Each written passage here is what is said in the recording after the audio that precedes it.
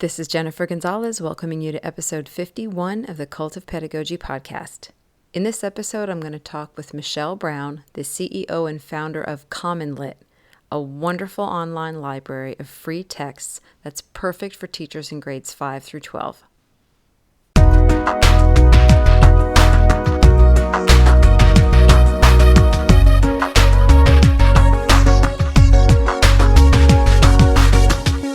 As we work to improve our students' reading skills, one thing teachers can't ever seem to get enough of are high-quality texts.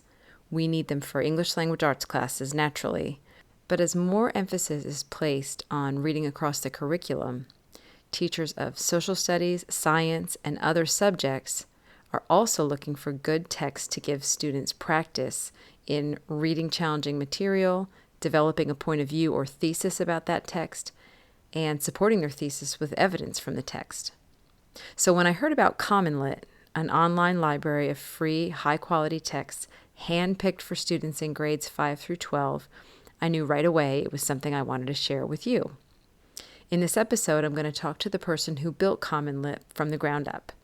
She tells me what prompted her to get it started, then walks me through the platform to show me all the great features it offers. I'll give you a quick preview.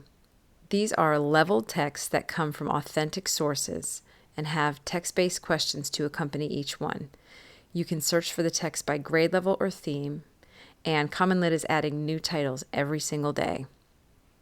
Before I play the interview, a quick thank you to everyone who has left a review for this podcast on iTunes.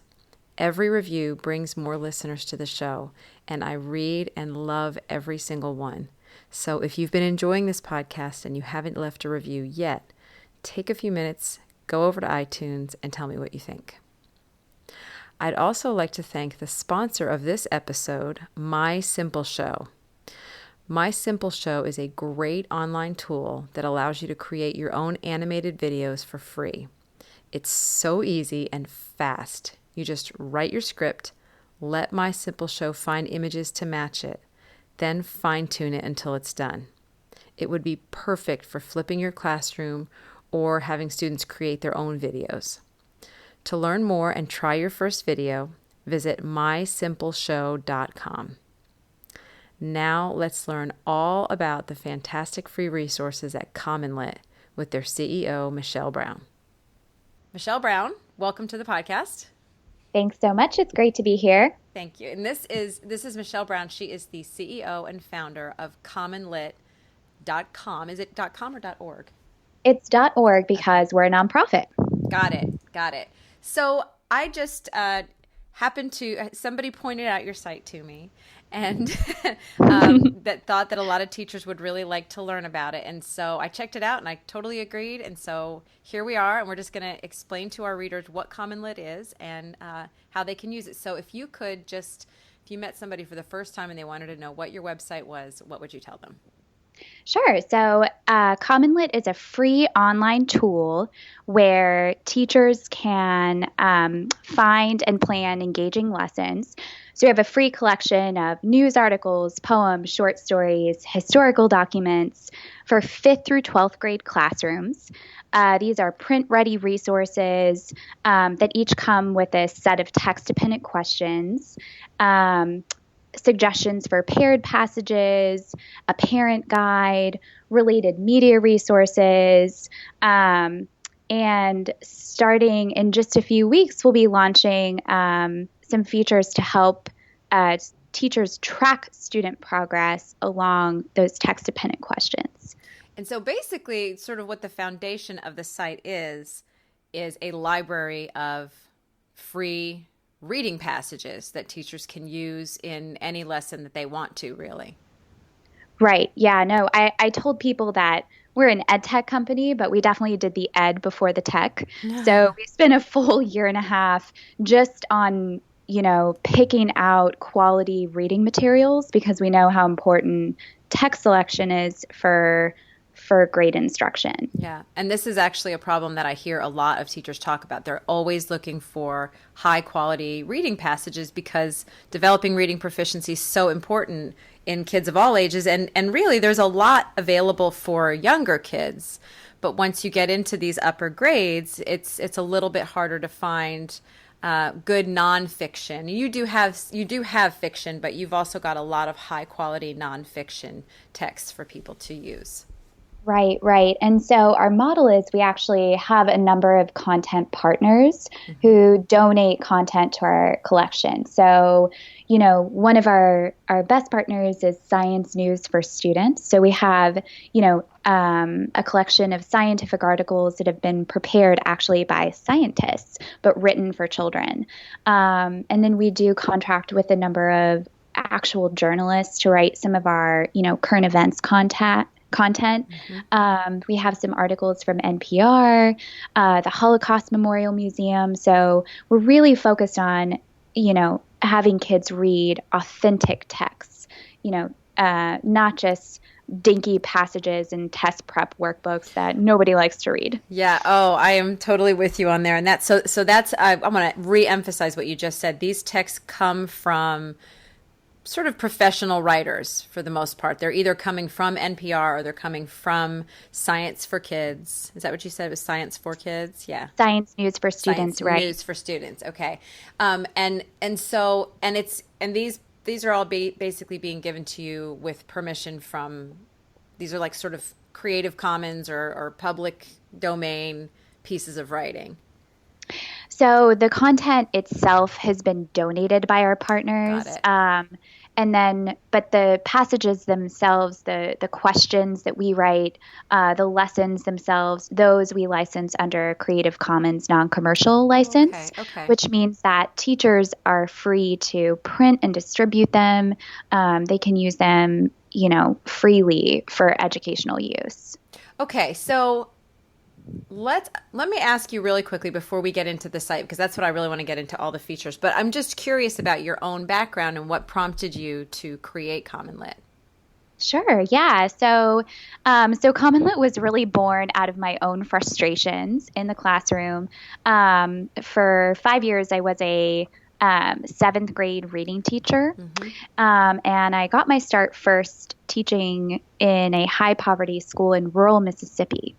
And so I walked into a classroom on day one with no teaching materials and just, for the next 2 years teaching there, I spent my nights and weekends just scrambling to find decent free materials on the internet. And also just, got really frustrated at the resource gap that I was seeing. There was this ed tech revolution happening, but there was no world where, my students would get access to some of that stuff. So, it was sort of this anger Yeah. at the disparity, and just thinking about ed tech overall, it does have the potential to exacerbate some of these inequities when you put a price point on it. So that's really why I came up with the idea, just that we needed, number one, that we needed quality resources. Yeah. And number two, that these quality resources had to be free. Very interesting. And it's wonderful that you've been able to do that because you've got these companies that are actually partnering with you. So they've got their own funding and then they can donate stuff to CommonLit to help you build that library.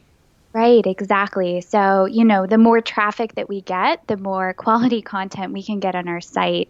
So our partners really like that, we're serving so many hundreds of thousands of kids across the US with, their quality content. Excellent. Okay. So let's take a look at the site. So if I am a teacher and you know what your user base is. So walk us through the experience as a typical user. Sure. Okay. So let's say I'm a ninth grade teacher teaching The Great Gatsby. So I would go to commonlit.org and I would create a free account. And from there, I could browse the library. And one of the best things about our site is that it's very, very searchable. So I can search by common theme. So I could look for power and greed. A new theme that we're coming out with this month is isolation, which is a theme that runs throughout The Great Gatsby. And then, or I can just go to the browse the collection page. I can search by Lexile, Common Core Standard. We've tagged all of our passages by literary device. So if you have, kids who are reading on many different levels sitting in the same classroom, and you still want to address the theme of, the American dream, you can find passages, authentic passages at different levels that still help kids build that essential background knowledge so that then you can go back to reading The Great Gatsby. Okay, so I'm going to look at the themes right now, and I will go to, so isolation is one that you're working on right now. How about America? Yep. So if I click on America, then they're automatically filtered. And so if I go to, I'm going to click on the Great Depression, just so that I don't sit here and hem and haw forever. Yeah. Okay, so we've got a passage on the Great Depression. And one of the things I'm noticing right away is that I can change the font size, which is really nice. I can make it bigger if I need to. And also, it looks like I can download a PDF of the document also if I wanted to print Yeah. it. So you can download a student copy, which does not include the answers, and it has spaces for students to write out their short answer. It's all print ready with our footnotes pre-formatted. Or you can print out a student copy, which is on the teacher guide tab, and that includes the answers. Got it. Okay. So first off, we've got the passage. We've got you've included an illustration with every single passage, which is just nice. It just makes for a more pleasant reading experience. A little bit of information about the author, and then we've got the passage. And one thing I'm noticing right away is that, yes, there are numbers that are embedded, little footnote numbers that are embedded within the passage. So the first one is on the word harrowing. So when I click on that, a definition comes up for the word harrowing. You have footnotes for other things too, though. You include some background knowledge on certain things. Right. So we have human beings who are building our footnotes, and these are, high performing teachers who go through and look at these lessons. So we're looking at what tier 2 vocabulary words are really essential for students to have a basic understanding of the text. And then for other footnotes, what essential background information is critical for kids to understand.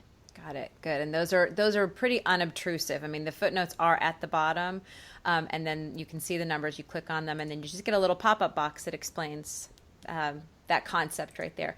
And you've also numbered the paragraphs along the side, but you haven't numbered every single one. You've just got the first one, the fifth one, the 10th one. So, and this is to help students identify where things are. That's right. So we want to make our text interactive for students. So actually, we just very exciting. I'll tell all of your listeners this first. Through a partnership with Text Help, we are also going to embed into the student side a text-to-speech capability and a translation capability, a highlighting capability, so students can really, interact with the text as they read. Oh, very nice. So this stuff is how long has the site been up and running? So we've been doing kind of like different feature launches. So in October of 2014 was when we first put the site online, and then we sort of watched our traffic grow from there. Got it. So it's still a pretty young site. It's not even a full 2 years old yet, and so you're continuing to add new features all the time. And I'm right. assuming the library also is continuing to grow. That's right. We add about 5 to 10 lessons per day. Oh wow, that's fast. Okay, so we've got the text here, and then to the right of the text there is a box that says questions, and there's 2 tabs. One says text dependent, and one says discussion. So talk about this box. Sure. So as students read, they can answer our Common Core aligned text dependent questions. So these are written in the style of the PARC assessment is how we wrote these. So these are tagged by standard. We have Part A, Part B questions. So those are the ideas to hold kids accountable for what they read with those set of text-dependent questions. But then we also know, students also need to be discussing what they read with peers, and especially for adolescents, that's really how they get excited about a text. So we want them to be writing and discussing. So if you click to the to the right of text dependent, you can see our discussion questions. And these sort of go deeper into the major themes of the text and ask students to use their, own experience to answer questions. Got it. And so like for this one, there are 4 discussion questions and it looks like 5 multiple choice. Actually, not all multiple choice though, because the last one is like an essay question. And there are Common Core standards sort of like written right there next to them. And it's interesting. I just saw this. When I hover over the standard code, the actual standard appears in a pop-up box. That's a nice feature. Yeah. So how, with the current state of this site, because you told me before we started recording that there are going to be some new features, but with the current state of the site, how exactly do students interact? They can't actually answer these questions right now on the site, right? There's nothing to click. No, in about 2 weeks. So hopefully by the time this podcast airs, students will also be able to create accounts and be within a teacher's class, and you'll be able to assign these lessons through the platform so that students can answer the multiple choice text dependent questions and also the short answer text dependent questions. They'll be able to type their answers right there on the platform, and then those will be submitted to the teacher. Exactly. They'll be submitted to the teacher to grade. So obviously we can auto grade the multiple choice answers, and we can show teachers in real time the breakdown of how students answer these questions. So if you want to know that 20% of your class answered choice A, you can have that information immediately. And then for the short answer questions, we're building a really nice, easy scoring platform so that teachers can score the short answers on a 0 to 4 point rubric. Got it. And I think you may have actually told me too that there's an anchor answer that's provided, sort of what a good answer would look like. Exactly. So teachers can just always look back up at the exemplar as they're scoring.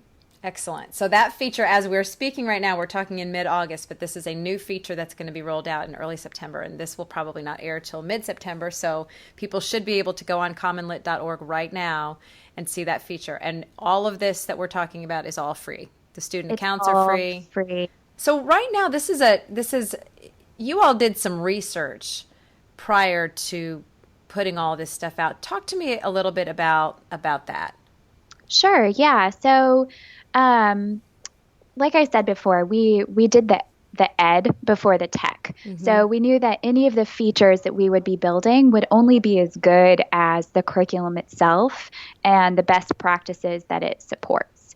So we spent, a full year just thinking about looking at the research on English language learners, on differentiating instruction, on, helping kids get to high levels where they're, ready for college.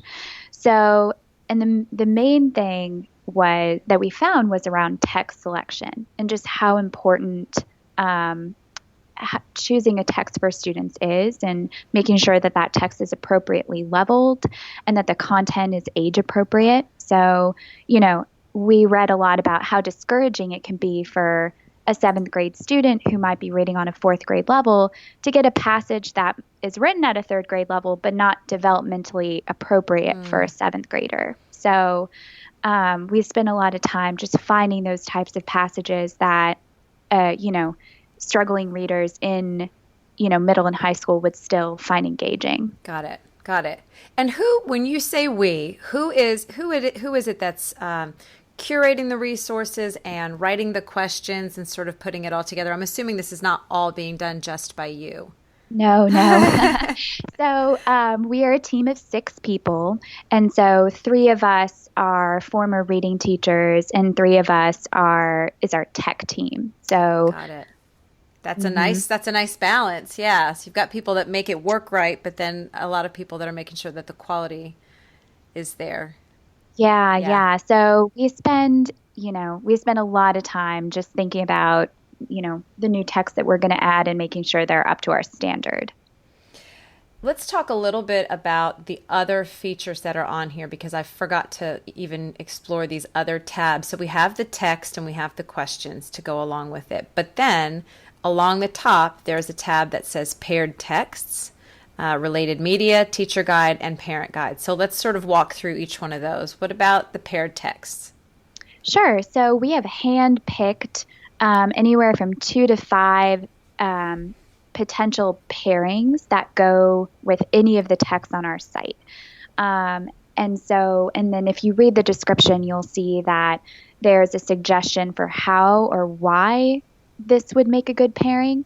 So it could be because it uses the same literary device. Like we find two texts that has, an unreliable narrator. So if you want to, do a lesson just focused on that, you can have students dig deep into that literary device. Sometimes we pair them because they deal with the same topic. Sometimes they deal with the same major themes.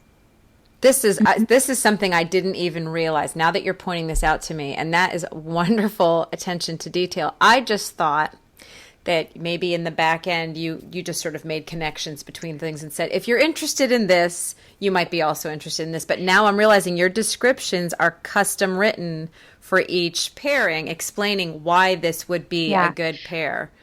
This is not a robot doing it. No. These are teachers who are painstakingly going through the collection and finding good pairings. Oh, that's awesome. Okay, so those other paired texts are also housed inside the library.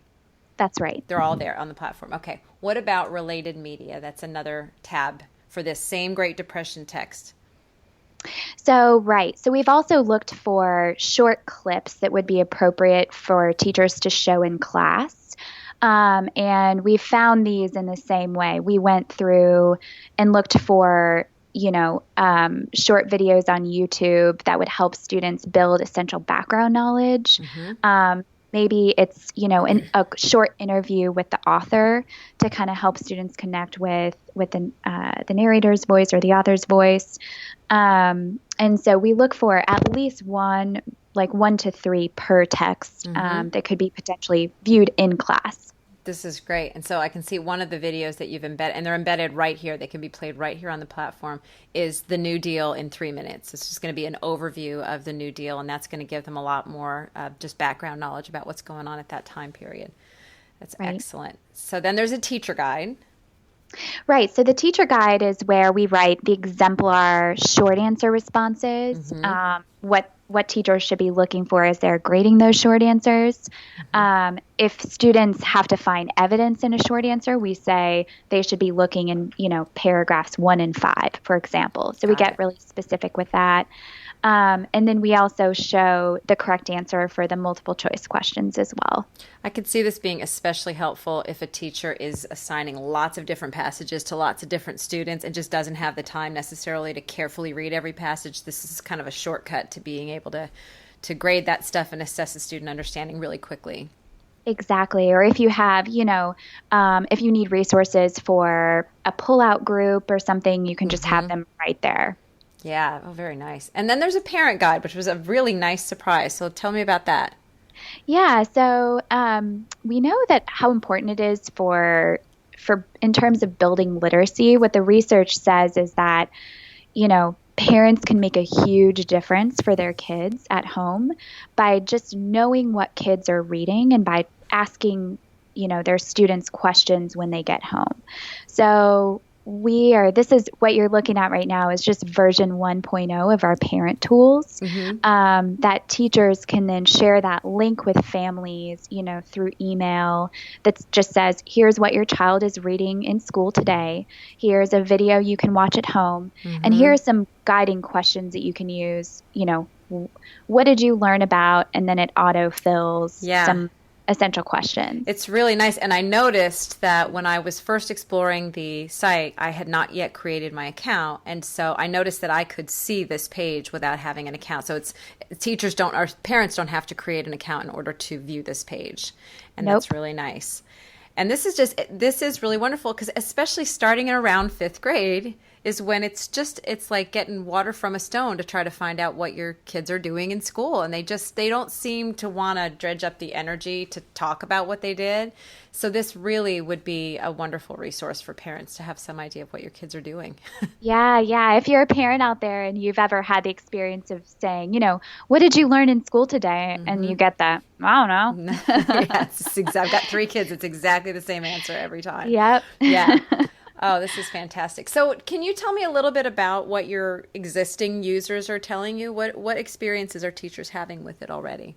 We love getting feedback. So, and we get feedback from our users basically every day. Most of it is just like, thank you so much for creating this, with like some information about how they're using it. We get a lot of requests for going down to the younger grades. So, we do have plans in the next year or two to go to 3rd and 4th grade. Nice. And then go lower from there. We do have a lot of requests for translating these for teachers who are, in an ESL classroom. So we're thinking about ways to support those teachers. And then we're also building full unit plans. So in December of 2017, we'll be launching 50 unit plan guides. Wow. So right now we're sending these out right now to our teacher advisory board. So, we have about 25 teachers right now in schools based across the U.S. who are testing out our new features before they launch. So we're getting some great ideas for things we should build and also feedback on our current features to figure out how to make them better. That's awesome. It sounds like you're doing such a thorough job. And I know sometimes as somebody I have my own online presence, sometimes you just want to throw something out there, and it takes some discipline to do things the right way so that you have a product that you're proud of. So that should give teachers a lot of confidence in you. Yeah, we're hoping that this will be a big year for us. So we think of it as kind of like our debut. So yeah. Well, I'm really excited to send teachers over to you, and I think this is going to be listened to for people who listen to my stuff actively. It'll be early in the school year, so this should help a lot of people in 2016-17. But I also have people who listen. They'll discover my podcast in another year, and those people will be able to jump on those unit plans right away. And so yeah, is there anything else that you wanted to add or let people know about the site? Yeah, I just want to let everyone know we do have an active Pinterest board, and so where we're posting some of our early suggestions for novel guides. So if you go to our board, you'll see a list of potential paired passages for books like The Lord of the Flies or Wonder or To Kill a Mockingbird, and really commonly taught books where we've identified some paired passages. So if you're looking for, to follow us, we're active on Pinterest and Twitter and also Facebook. Excellent. Okay. And I'll make sure that people can, I think in my own show notes, I'll give people a link to that Pinterest board too so they can find it. And from your site, it looks like they can get to your Twitter and Facebook account. So they will be all set. Great. Okay. That's Thank awesome. you so much, Michelle. Thank you so much. For links to all the resources mentioned in this episode, go to cultofpedagogy.com/pod and click on episode 51. To get weekly updates on all my newest blog posts, podcast episodes, and products, sign up for my mailing list at cultofpedagogy.com/subscribe. Thanks for listening and have a great day.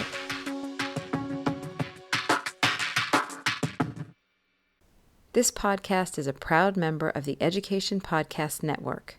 Podcasts for educators, podcasts by educators. To learn more, visit edupodcastnetwork.com.